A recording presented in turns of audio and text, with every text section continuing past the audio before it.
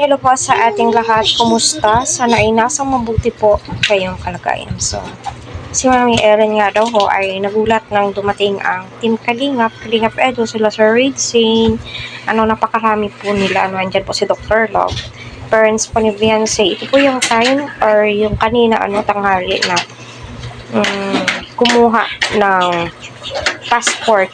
Tila'y pinaparush po ito ni Kalingap Rab. Pinapaprocess po agad-agad kasi nga po may mag-i-sponsor sa EDC na pupunta po sila sa Japan and Disneyland. Sana all. Napaka-swerte naman po ni Beyonce and deserve po yan ni Beyonce yung mga blessings na natatanggap po niya na ibinibigay po ng kanyang mga big time sponsor, diba? So mapapasana all na lamang po talaga tayo kaya sa mga basher dyan, ako kolelat kayo.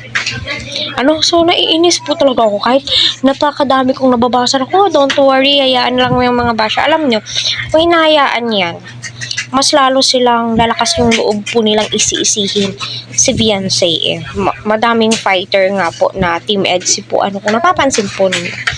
Kaya patuloy po natin suportahan si Kalingap Rab, Kuya Val at ang buong team.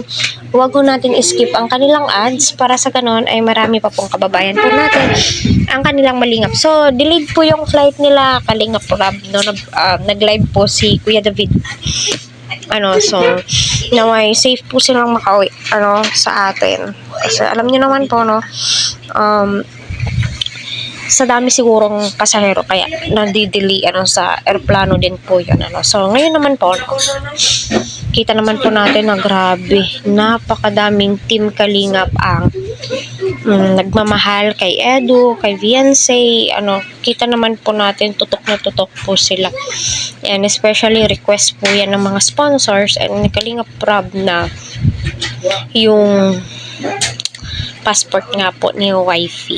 Kahit sino naman. Kasi nga po, expected kasi ng karamihan na makakasama ang EDC sa tawag nito, pagpunta sa Thailand. Pero sad to say nga po, nahihirapan po sila sa pag-process. Kasi alam niyo naman po, medyo